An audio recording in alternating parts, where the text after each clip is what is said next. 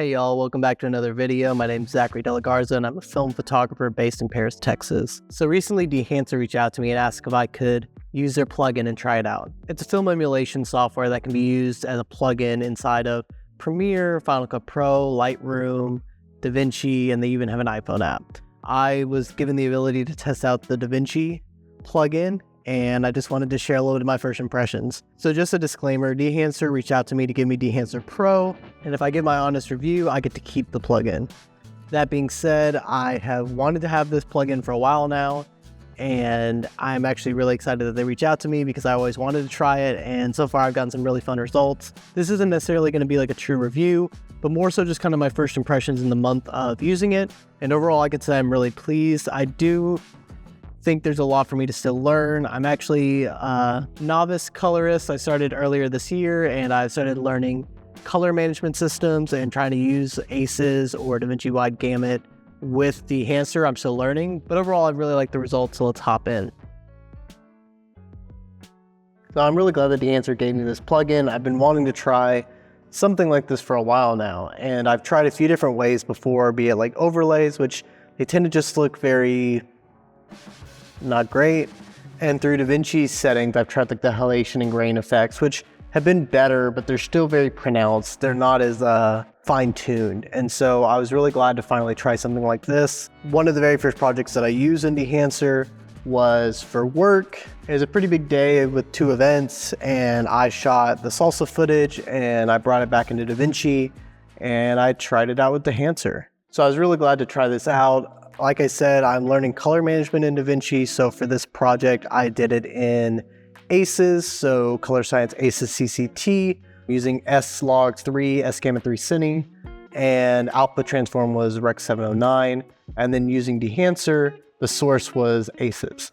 I'm still a little bit confused in a lot of this. I've learned it pretty recently, but it gave me really good results, and so I just want to show that and say that, you know, I'm definitely learning both color grading and how to use Dehancer at the same time, but I just wanted to share some of my initial thoughts. And overall, I have just a very simple node tree here. I have noise cancellation just to start, a few basic adjustments, and then some curves, and I did a Luma sat adjustment just to get the blacks black and the whites white. In terms of what I did inside of Dehancer, I used Kodak Vision 3 500T. I just wanted to start with kind of a very basic film emulation. And I love just like how detailed it all is. There's settings and menus that you can get lost in, which is pretty cool. I mean, I still have a little bit of a ways to go before I know everything about it, but from what I've watched, the main things are the film tab, which you can very quickly go between notable film stocks. And it's really cool to see like the variety from like, you have your CineStills to even something like pack film. You have your Fuji FP100Cs and that nature. You have obviously Portra. It's just such a wide variety, even like Loma Chrome Purple. Like there are several different ways to emulate some of your favorite film stocks. And I'm really excited. I have not used every single one yet, but it's so cool to just see this and to, yeah, I mean, I've just been really enjoying it. Below the film section, you have film compression, which can affect your white point, the range of your colors, and the color density.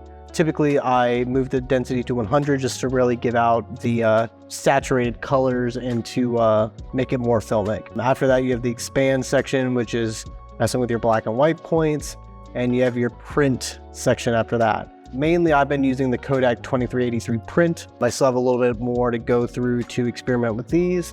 And so far, I've been really enjoying the Kodak one.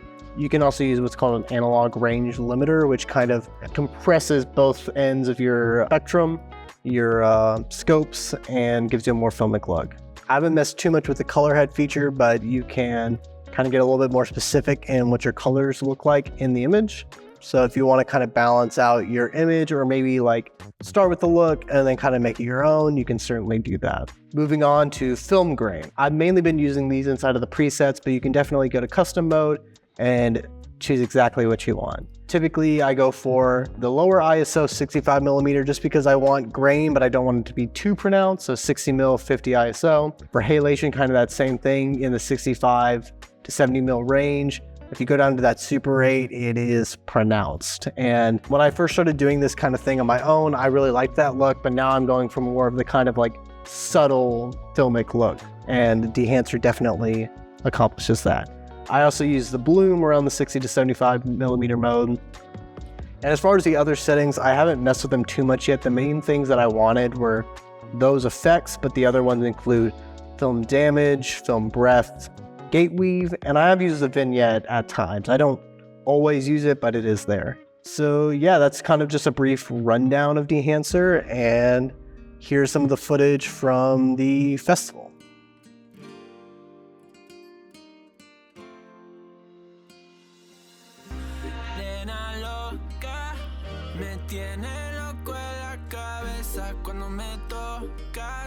Siento que todo está bien, pero en verdad yo no sé si tú lo sientes también. Entonces quiero saber por qué desde que te vi yo vivo diferente. No me importa a mí lo que dice la gente. So the Hatch Chili Festival in Salsa on the Square was my first time messing around with Dehancer, and honestly, I loved the results. The second time that I tried Dehancer was for a little promo video for our local football team, and I went with the Cinesil 800T emulation and kind of really, I dialed up the settings a little bit more, and I really like the results, so here's a little bit of that. I love when the good news coming in on a day-to-day. Already know what's happening, I don't gotta shake the hay. Big moves, big stepper in the right direction. The trip continues, every W's a psychedelic. Journey over accolades, divvy up the accolades and tell them boys to have a day. Give and take, and I let it give. Give and take, and I let it. So because that footage wasn't shot for the plugin in mind, I actually shot a little bit of cinematic footage at a shoot that will come out soon, and so I wanted to show that. So here we go.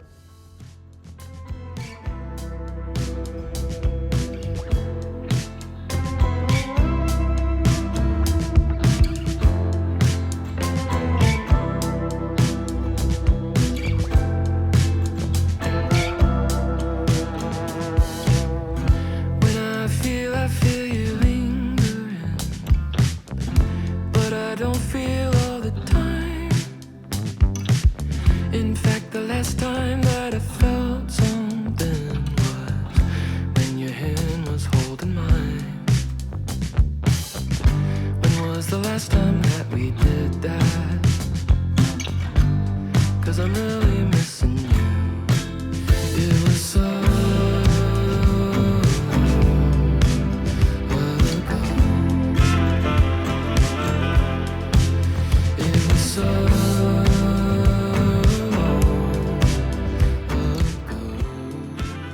So I also wanted to briefly touch on the app. Type in Dehancer on the App Store, you'll find it. And it basically is the same thing, but for stills. So I'm taking an image of me at a future video, shooting film at the rodeo. So let's take this image, and inside it's very similar. You're given different presets that you can choose. And I mean, that's really it. I mean, it's very simple, very intuitive. In the top left corner, you have this little like bar graph symbol, and that kind of gives you a histogram to see what's going on.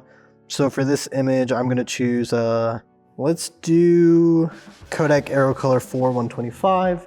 So that's my preset. And then if you go into edit, you can kind of see all the different settings, very, very similar to Davinci. So if you wanna change your exposure, comp, or what have you. And as you can see, there are also limiters that are showing you if your highlights are clipped, or if you go too dark. It's not in that example. If you double tap, it goes back to normal. I feel like if you have a basic knowledge of Lightroom, this is very intuitive. If you want a quick way to edit some photos with a film emulation, here's your ticket. I feel like it'd be a lot of fun to try this on Lightroom, because while Lightroom's noise and grain effects are fine, I mean, I think Dehancer really takes the cake here. So thanks again, Dehancer, for allowing me to have these products and to try them out. I am very excited to be able to continue using these, and I hope to make another longer review once I really get acquainted with these products. But overall, I'm super stoked with what I've been able to shoot so far. So if you want to try out Dehancer yourself, you can use the code ZDDLG for 10% off your purchase of a Dehancer product. Everything except for the mobile app. So I think that's going to wrap up this video. Thank you guys very much for watching, and I'm really excited to use this plugin for videos across the channel. Be on the lookout for another video next week. It should be about my time going to UT back in June, and I'm excited to share that one. And then after that, I would like to show some of the photos that I shot from that shoot with Alex. So stay tuned, and thank you. Bye.